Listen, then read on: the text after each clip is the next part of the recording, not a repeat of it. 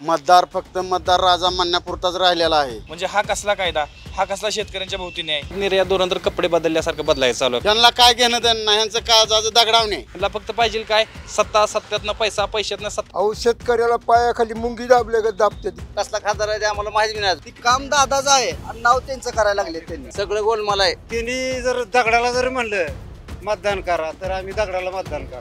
त्या शेतकऱ्यांनी बळीचा बकरा बनवला जातो. अहो मतापुरता शेतकरी राजाजवळ करताय तुम्ही.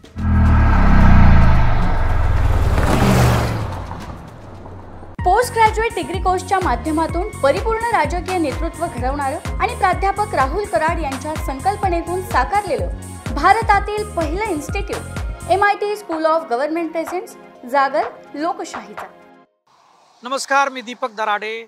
फॉर द पीपल न्यूजच्या या MIT स्कूल ऑफ गव्हर्नमेंट प्रस्तुत जागर लोकशाहीचा हा जो आपला एक महाराष्ट्र दौरा आहे, लोकसभा निवडणुकीच्या संदर्भामध्ये आपण वेगवेगळ्या लोकसभा मतदारसंघामधले लोकांची, नागरिकांची, मतदारांची मतं जाणून घेतोय, एक आढावा घेतोय.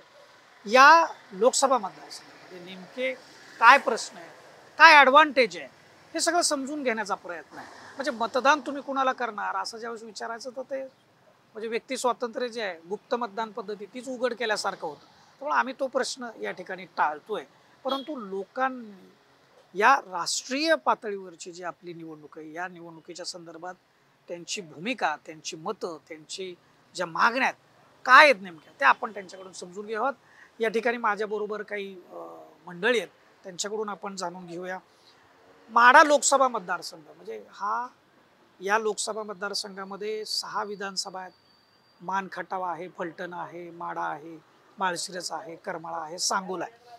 म्हणजे साधारणपणे हा शेतीप्रधान असलेला हा मतदारसंघ आहे. इथं काय असे प्रश्न आहेत की ज्याच्याकडं या सगळ्या लोकांनी म्हणजे राजकीय मंडळींनी जे उमेदवार आहेत त्यांनी याच्यावरती भर दिला पाहिजे किंवा त्यांच्याकडून काय अपेक्षा आहेत तुमच्या, तुम्हाला काय वाटतं याच्यासाठी? आता सध्याची परिस्थिती अशी आहे, मतदार फक्त मतदार राजा म्हणण्यापुरताच राहिलेला आहे. ह्या राजाला राजशाही कधी येणार आहे ही ह्या उमेदवारालाच माहिती नाही. की शेतकऱ्याचा प्रश्न असो किंवा कोणाचं काय दवाखान्याचं असो, एवढंच घेऊन तीन मुद्देशीर तेवढंच नसतात. त्यांना मतदाराचं काय घेणं देणं काही नाही.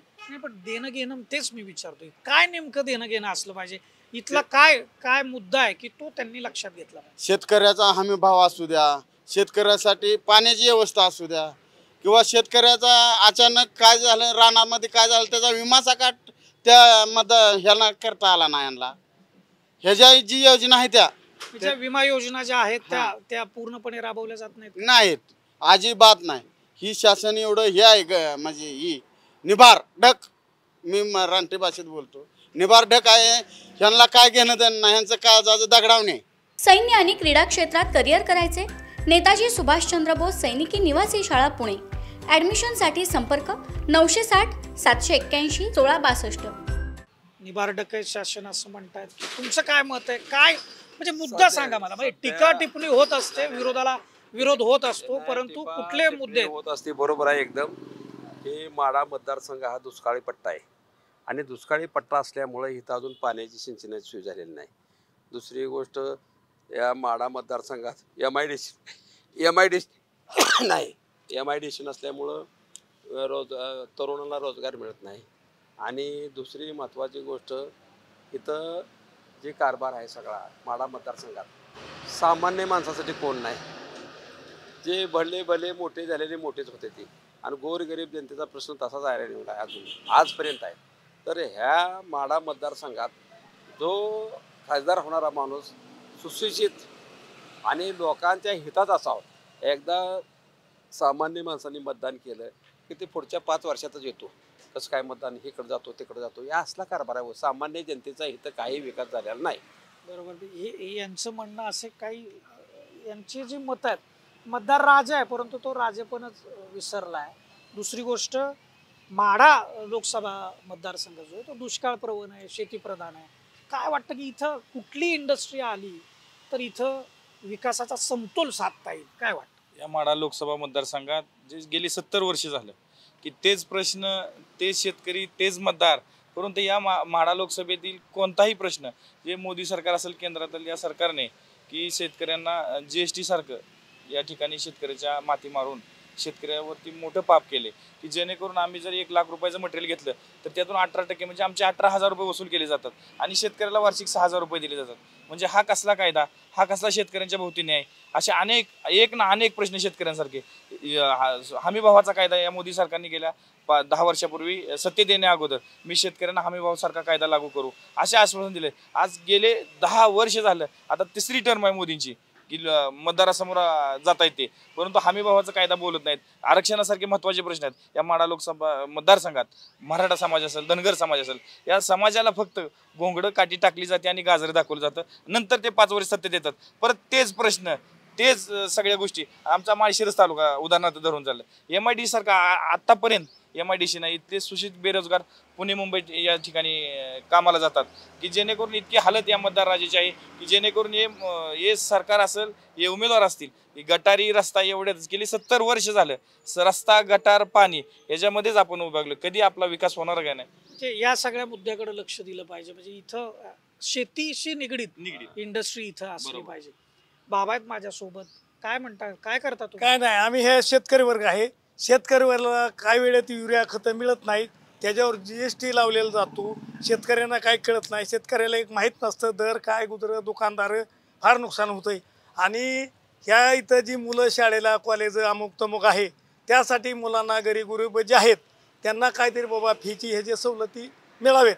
बाबा गरीब आहे, बाबा 4,000 2,000 बाबा ठीक आहे, अशा सवलती मिळाव्यात एवढंच माझं म्हणणं.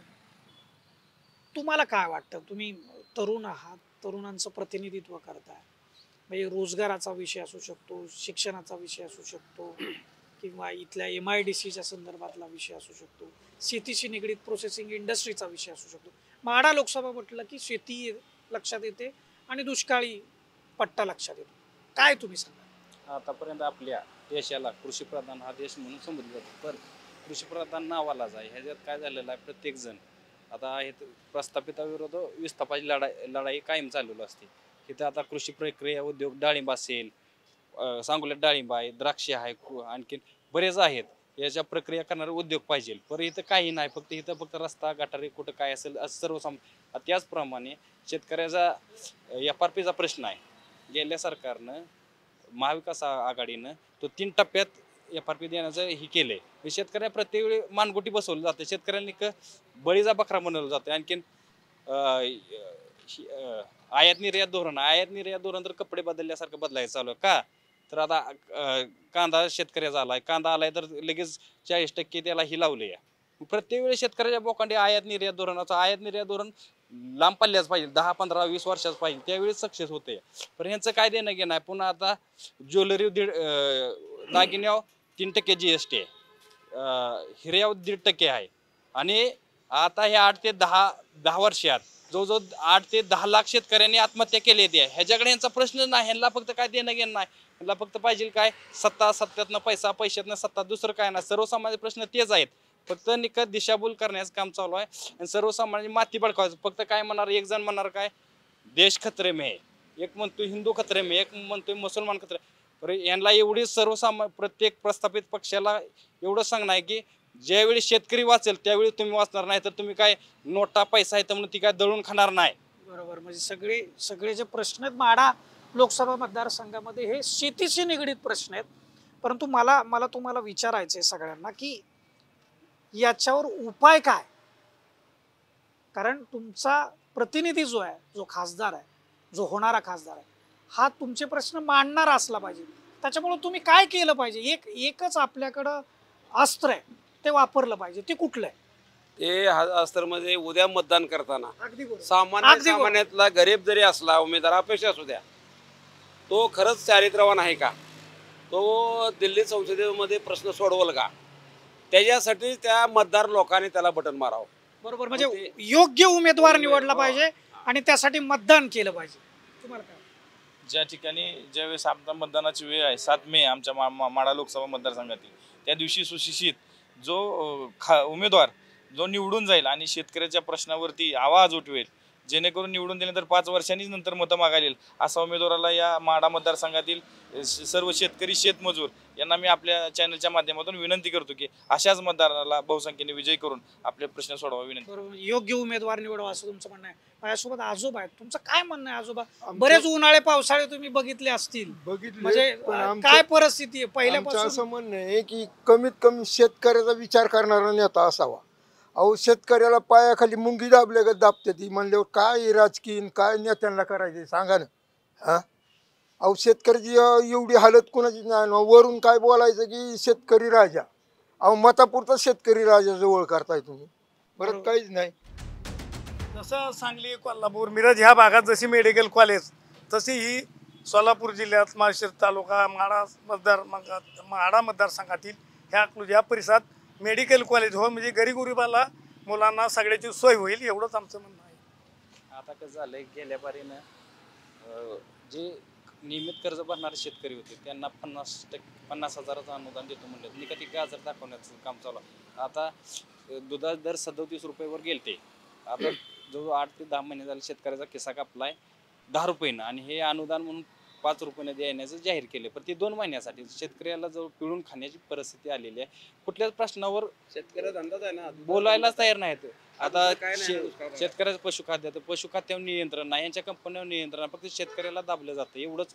म्हणजे सगळ्या लोकांची जर मतं आपण जर विचारामध्ये जर घेतली तर माढा लोकसभा मतदारसंघामध्ये शेतीचे प्रश्न जे आहेत हे कळीचे प्रश्न आहेत.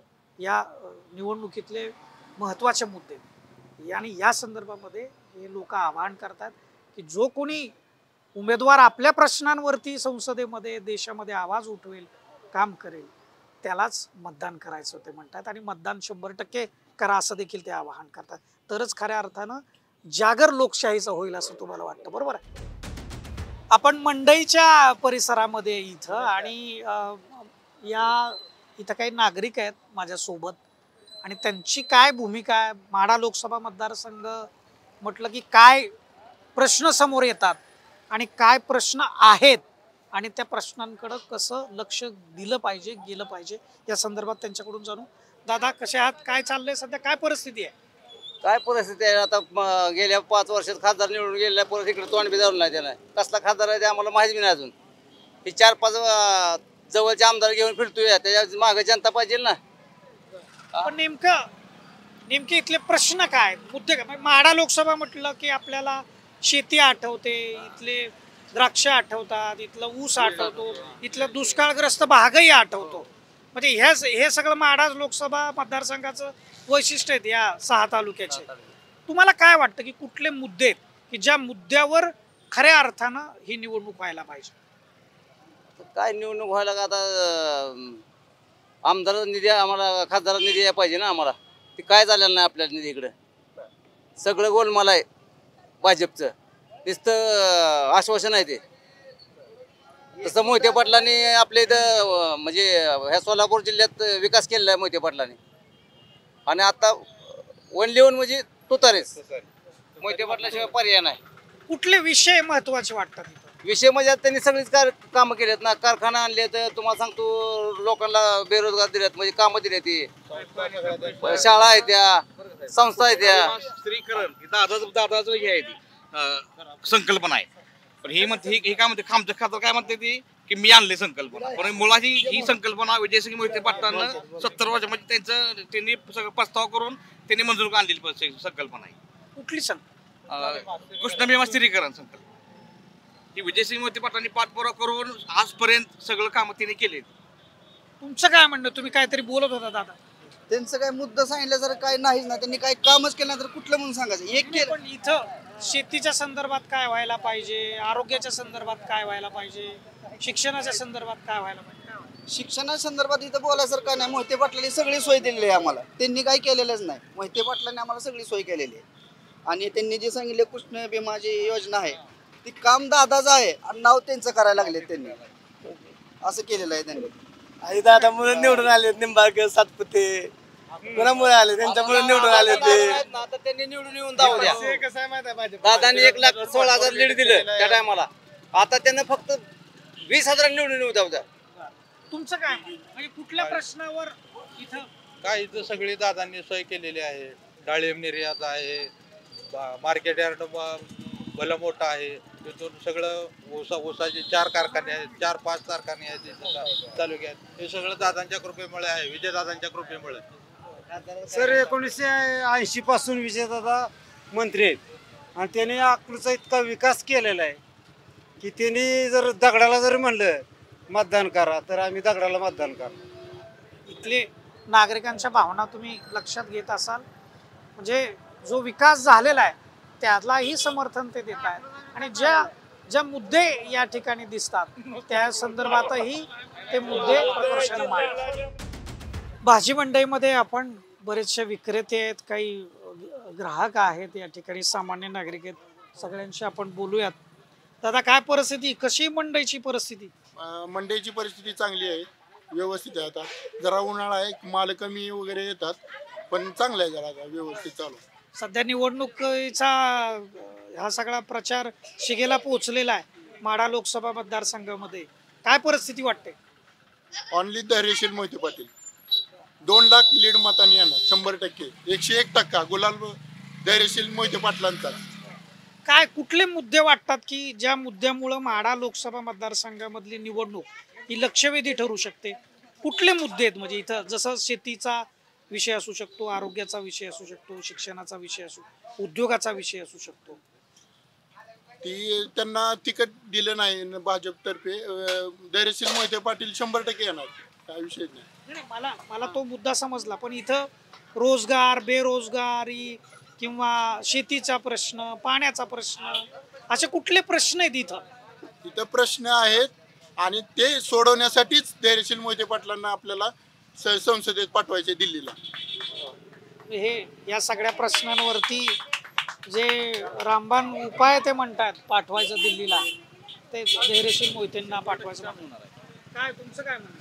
मोहिते पाटील धैर्यशील बाया खास माणूस आहेत अकोल्याचे, 1 नंबर म्हणजे 201% येणार म्हणजे येणार, हा हे गॅरंटी आहे. बरं माझ्यासोबत भैयासाहेब येणार, मोहिते पाटील.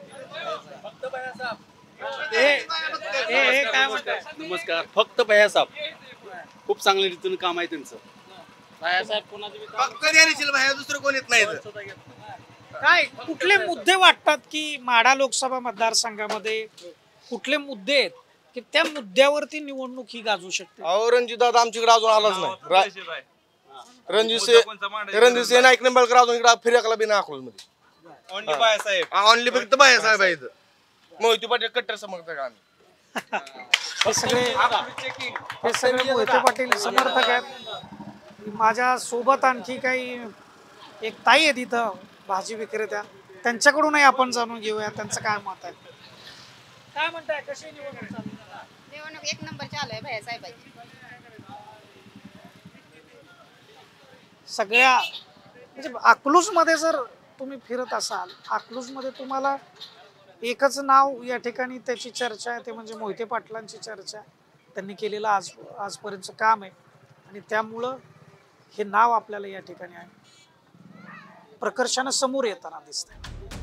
माढा लोकसभा मतदारसंघाचा आपण आढावा घेतोय. माझ्यासोबत काही तरुण उद्योजक आहेत, व्यावसायिक आहेत इथं या लोकसभा मतदारसंघातले. काय कशी परिस्थिती आहे माढा लोकसभा मतदारसंघामध्ये? कुठले विषय ॲड्रेस व्हायला पाहिजे की जे विषय महत्त्वाचे आहेत या लोकसभा मतदारसंघातले, तुम्हाला काय वाटतं? या लोकसभामध्ये आपले काय मतदारसंघामधील बऱ्याच नवीन जे विद्यार्थी आहेत त्यांना नोकऱ्या नाहीत. इथं चालू कंडिशनला एवढं मोठं क्षेत्र आहे, तर MIDC वगैरे ह्याचं सुद्धा स्थापना झाली पाहिजे. तसंच इथं नवीन आलेले प्लांट वगैरे बाहेरच्या देशात घेऊन झाले जातात, बाहेरच्या राज्यात घेऊन गेले जातात. त्यानंतर दुधाला पगार नाहीत, त्यामुळे व्यवसायाला आम्हाला बरंच कष्ट करावं लागते. शेतकऱ्यांना कष्ट करावं लागते, दरासाठी रोज भांडावं लागते. अशा बऱ्याच गोष्टी आहेत ज्या आपण सरकारकडून अपेक्षित करतोय, ज्या पूर्ण होत नाहीत. म्हणजे भांडणाची वेळ यायला नाही पाहिजे असं तुम्हाला वाटतं? मला सांगा, म्हणजे माढा लोकसभा मतदारसंघ म्हटलं की शेती आणि शेती संलग्न व्यवसाय एक साधारणपणे असं चित्र आहे. तर इथं कुठली अशी इंडस्ट्री किंवा आता तुम्ही फार महत्त्वाचा विषय मांडलेला आहे की इथं बाबा MIDC आली पाहिजे, पण MIDC पण कुठल्या पद्धतीचे तिथं उद्योग यायला पाहिजे जेणेकरून इथल्या स्थानिक तरुणांना रोजगार मिळू शकतो आणि त्याचा फायदा इथल्या शेतीसाठी होऊ शकतो.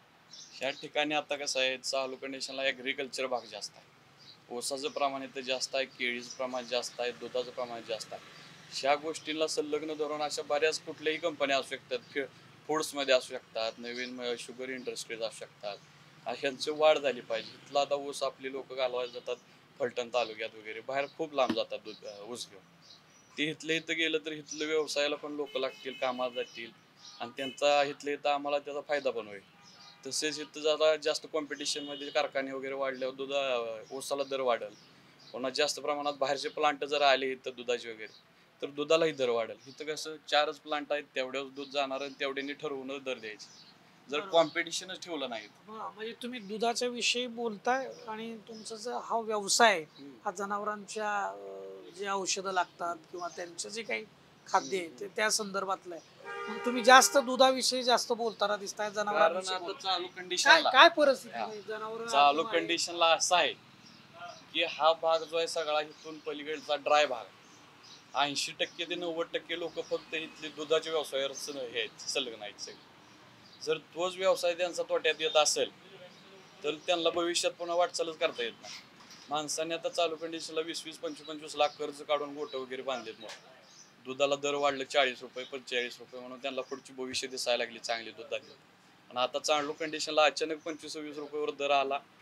बाहेरचे येणारे प्लांट आहेत तिथे त्यांना बाहेरचे नवीन प्लांट येऊन देत नाहीत. ही 4 संघ दूध चालवत आहेत. त्यामुळे इथल्या दुधाच्या धंद्याच्या लोकांचं खूप अवघड परिस्थिती आहे. कारण की मी रोज आता इथं वेटरनरी मेडिकल असल्यामुळे माझ्याकडे रोज त्यांच्या संदर्भ येतो त्यांच्याबरोबर. त्यांच्या काय आता चालू गोष्टी आहेत ते मला समजतात. मग आता याच्यासाठी तुम्ही प्रश्न फार जे इथले मूलभूत प्रश्न आहेत त्यालाच तुम्ही अधोरेखित केलेले, पण काय नेमकं केलं पाहिजे? मला म्हणायचंय की बाहेरचे जे प्लांट येत आहेत आपल्या इथं, मग तुम्ही जे म्हणताय की ह्याच्यासाठी योग्य नियोजन व्हायला पाहिजे, म्हणजे आपले प्रश्न संसदेमध्ये किंवा राष्ट्रीय पातळीवरती किंवा यंत्रणेपर्यंत सरकारपर्यंत पोहोचवणारा, त्याच्यावर सोल्युशन करणारा योग्य उमेदवार आपण निवडला पाहिजे. म्हणजे काय केलं पाहिजे? म्हणजे आपण चालू कंडिशनला 10 वर्ष झाला आपण बघतोय भाजपने ह्या ठिकाणी जे काय पहिलं चालत होतं ते चालवून दिलेलं नाही.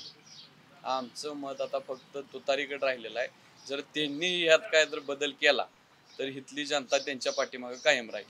जर त्यांनी येणाऱ्या पंचवार्षिकला निवडून देऊन जरी सर केलं नाही काय बदल तर नंतर अनेक बदलू शकते सर, असा विषय. माझ्यासोबत आणखी एक जण आहेत, याच भागातले शेतकरी आहेत. शेतीची काय अवस्था आहे इथं? शेतीची अवस्था चांगली आहे इथं.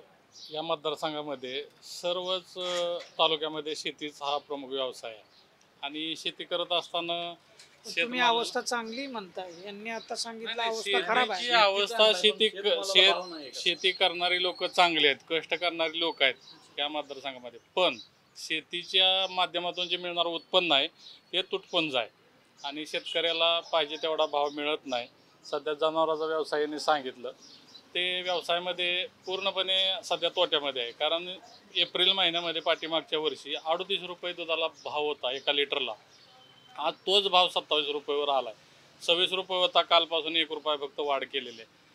1 लिटर दुधाला साधारण 29 रुपये ते 30 रुपये खर्च येतो दूध उत्पादन करण्यासाठी आणि आम्हाला दर मिळतो 26 ते 27 रुपये.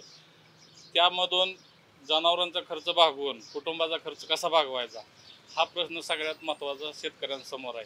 आणि या भागामध्ये उद्योग व्यवसाय किंवा हा जो भाग आहे तो शहराशी संलग्न नाही आहे.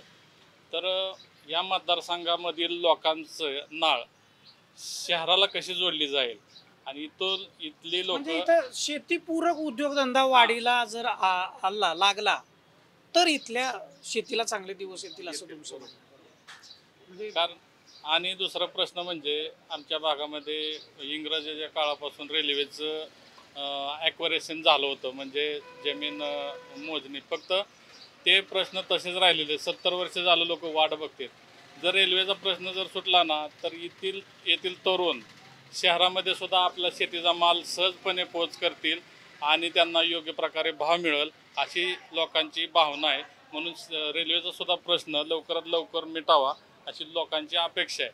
दुसरा एक मुद्दा सांगायचा विशेष म्हणजे तुमच्या निदर्शनास आणून देण्यास सांगतो की मोदी सरकार जे शेतकऱ्यांसाठी 2,000 रुपये 3 महिन्याला देते शेतीच्या बी बियाणं खरेदीसाठी किंवा मशागतीसाठी, त्याचा एक ठराविक शेतकरी अपवाद अशी लोक आहेत जी त्याचा गैरवापर केला जातो. म्हणजे थोडक्यात सांगायचं तर ते दारू पिऊन घरी कुटुंबाला त्रास देतात, त्यांना घरचे लोक पैसे देत नाहीत. पण हे पैसे आल्यामुळं त्यांचं 15 दिवस महिनाभर त्या पैशातून त्यांची स्वतःची वैयक्तिक आयुष केली जाते. आणि असे पण आमच्या भागात घटना घडली. तो जो ते पैसे येत आहेत, खरं तर सरकार त्यांना बी बियाणं वगैरे खरेदीसाठी मदत करत आहे, हाच उद्देश आहे. पण याचा दुरुपयोग अशा पद्धतीने होतो. दुरुपयोग काही शेतकरी करतात. शेतकरी म्हणजे ज्या लोकांना व्यसनाचा छंद आहे ते लोक काय करतात, ते पैसे आल्यानंतर ते पैसे मला फुकट येतात, ते पैसे काय कोणाच्या बापाचे नाहीत, मला मोदी पैसे देते असं म्हणून ते जाऊन बँकेतून पैसे काढतात, त्याचे ड्रिंक करतात. आणि काही अशा पण घटना घडली आहेत की ड्रिंक करून रस्त्यामध्ये त्यांचं ॲक्सिडेंट पण झालेत, त्यांचं कुटुंब उद्ध्वस्त झालं आहे, असा पण मुद्दा आहे. त्यामुळं शेतकऱ्यांच्या परत फेर सर्वे करून खरेच शेतकऱ्यांना ज्या गरज आहे ना अशा शेतकऱ्यांना पैसे देण्याची सुविधा केली पाहिजे. बरोबर आहे. म्हणजे फार महत्त्वाचा विषय तुम्ही याच्यातून अधोरेखित केलेला आहे आपल्याला. म्हणजे हा गंभीर विषय आहे की योजनेचे जे काही पैसे येतात त्याची विल्हेवाट कशी लागते हे वास्तव दर्शन जे आहे ना ते या शेतकरी बांधवांकडून आपल्याला सगळ्यांना ऐकायला मिळालं. माढा लोकसभा मतदारसंघामध्ये आपण आढावा घेतोय आणि हा आढावा घेत असताना, प्रवास करत असताना इथले अनेक मतदार नागरिक आपल्याला ठिकठिकाणी भेटत आहेत आणि ग्राउंड लेवलला जाऊन या लोकांशी संवाद साधण्याचा आम्ही प्रयत्न करतोय की त्यांचं मत काय. कारण ह्या लोकशाही प्रक्रियेमध्ये मतदाराला राजा म्हणतात आणि हा राजा कुठंतरी दुर्लक्षित आहे. फक्त आवाहन केलं जातं मतदान करा म्हणून, पण त्यांचे प्रश्न काय आहेत याच्याकडे दुर्लक्ष होतंय. म्हणून आम्ही खास करून याच्याकडं लक्ष केंद्रित करण्याचा प्रयत्न करतोय. जागर लोकशाही हा आपला विशेष कार्यक्रम आहे, याच्यामध्ये आपलं स्वागत आहे. काय नेमके माढा लोकसभा मतदारसंघातले प्रश्न आहेत की जिथं ही निवडणूक त्या मुद्द्यावर व्हायला पाहिजे, आकर्षित झाली पाहिजे? सर्वप्रथम ह्या माढा लोकसभेमध्ये पाणी, बरोबर आहे, शेतीसाठी पाणी लागतं, बरोबर आहे. ते म्हणजे पाण्याचा प्रश्न सॉल्व्ह झाला पाहिजे इथला, बरोबर. परत आपल्या शेतकऱ्यांना शेतीसाठी काय प्रमुख लागतं, पाणी, बरोबर आहे का. ह्या पाण्यावर काम झालं पाहिजे इथं, बरोबर. आणि शेतीमाल आहे किंवा शेती संलग्न व्यवसाय त्या संदर्भातली इंडस्ट्री आली तर रोजगार निर्माण होतो. त्याविषयी काय वाटतं? नाही, ते आता आम्ही जे निवडून दिले ना, जे आमचे उमेदवार आहेत त्यांनीही लक्षात घेतली पाहिजे गोष्ट. शेतकरी ते करू शकत नाही, बरोबर. आम्ही तो जास्तीत जास्त काय मतदान करू शकतो, बरोबर. जास्तीत जास्त म्हणजे ते सगळ्यात महत्वाचं. सगळ्यात महत्वाचं काय की मतदान, म्हणजे योग्य उमेदवाराला मतदान करणं. तुम्ही कुठल्याही उमेदवाराला करा, पण योग्य उमेदवार निवडून जर केलं आणि 100% मतदान जर केलं तर त्याच्यामध्ये सुधारणा होऊ शकतो, बरोबर आहे. तुम्हाला काय वाटतं दादा?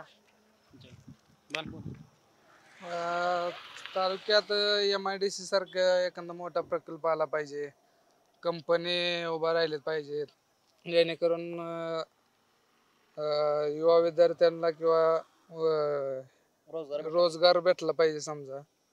असे बरेच प्रश्न आहेत ते, आणि ते प्रश्न नक्कीच यावेळी खासदार आपले रणजित सिंह नाईक निंबाळकर सोडवतील असा आमचा ठाम विश्वास आहे. म्हणजे इथले जे प्रश्न आहेत तुम्ही बघत असाल की पाणी म्हणजे शेतीशी संलग्न प्रश्न माढा लोकसभा मतदारसंघामध्ये. आणि लोक आमची गाडी बघतायत आणि गाडी बघून अक्षरशः आम्हाला थांबवतायत, त्यांच्या भावना व्यक्त करतायत.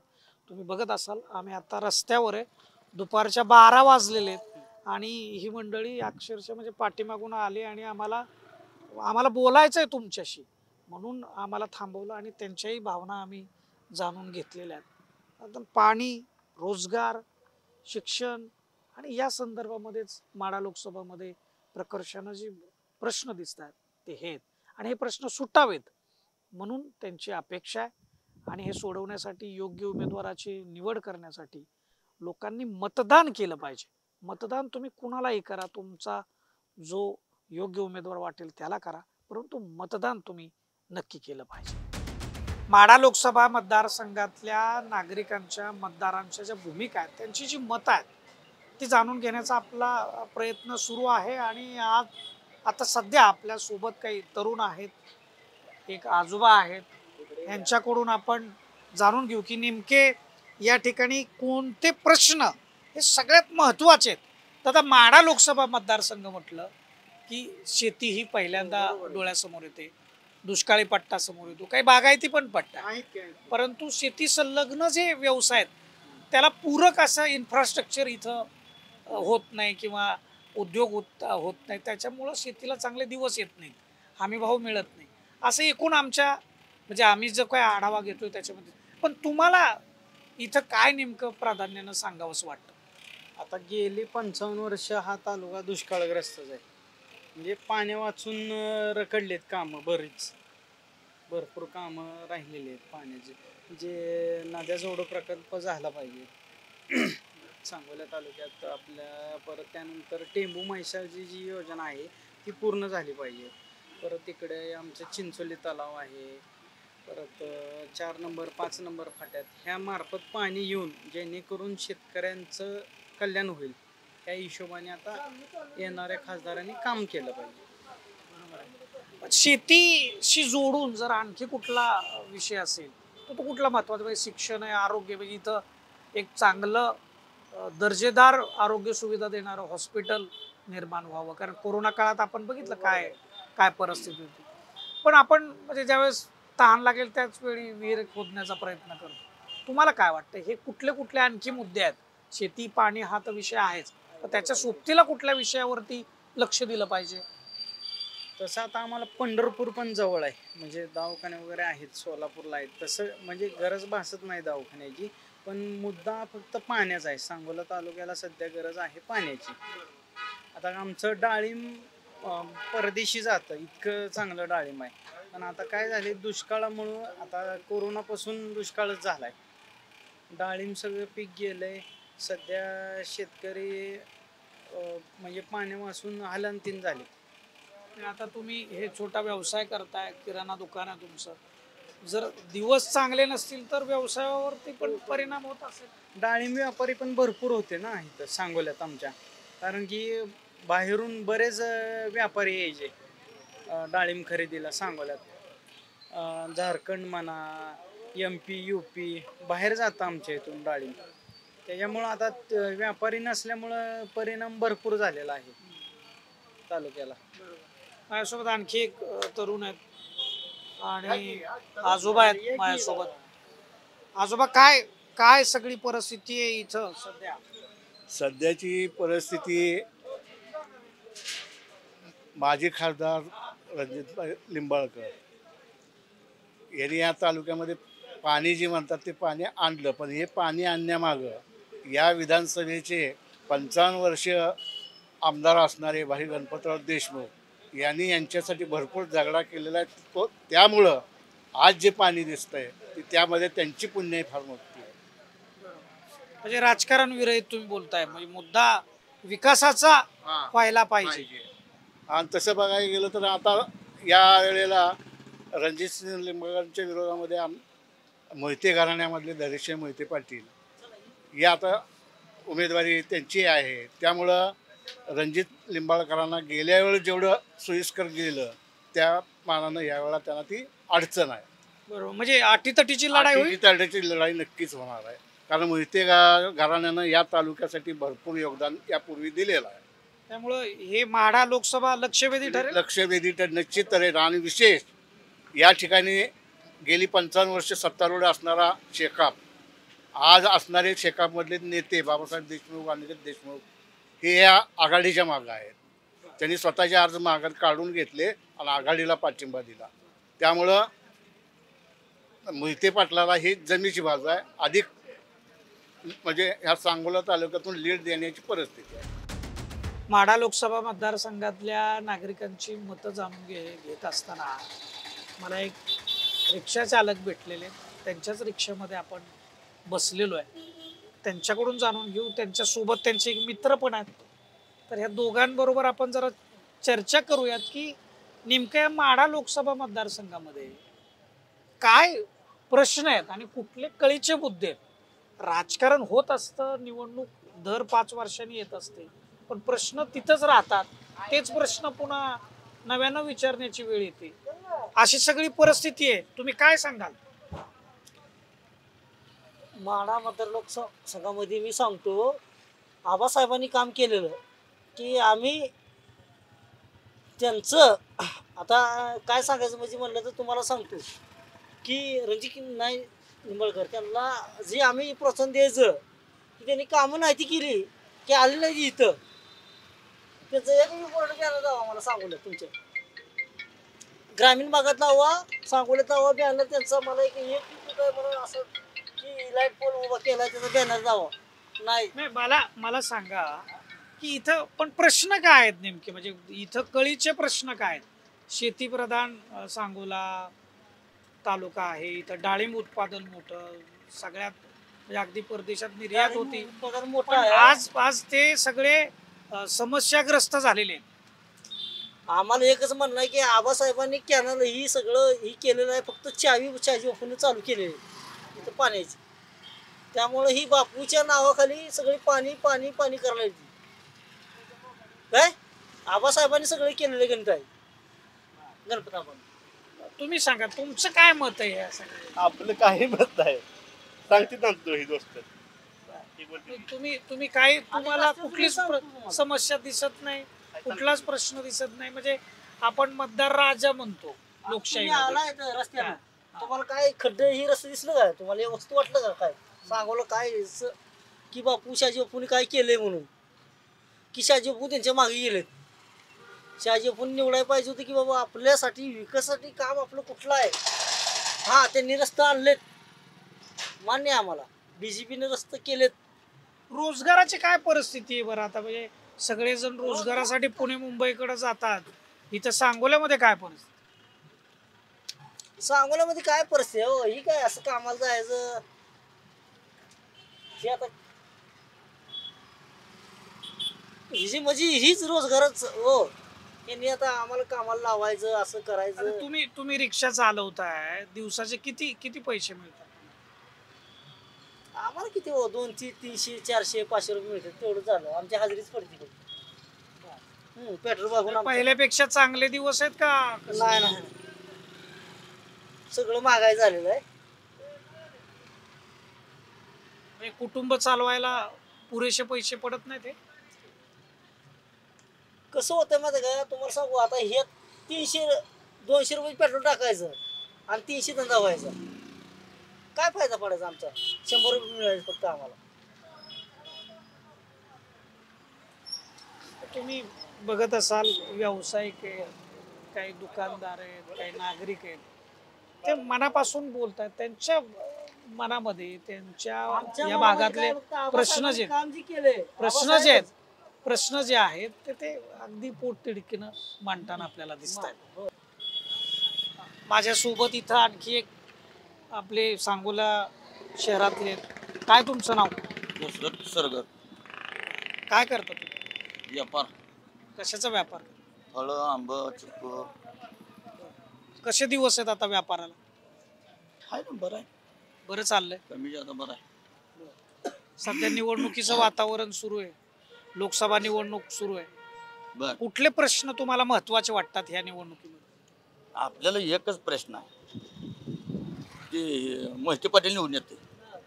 नाही, ते उमेदवाराच्या संदर्भामध्ये झालं. तुमचं मत म्हणजे ते तुमचं मत आहे. मला असं विचारायचं आहे तुम्हाला की या माढा लोकसभा मतदारसंघामध्ये कुठले असे प्रश्न आहेत की या प्रश्नाकडं निवडून येणाऱ्या खासदाराने अधिक लक्ष दिलं पाहिजे, इथलं चांगला विकास होण्यासाठी? बरोबर आहे. माझं गाव आहे कोळा. पहिल्या खासदारानं आमच्याकडं काही कामं केली नाही, त्यामुळे आम्ही मतदान मोहिते पाटलाला देणार.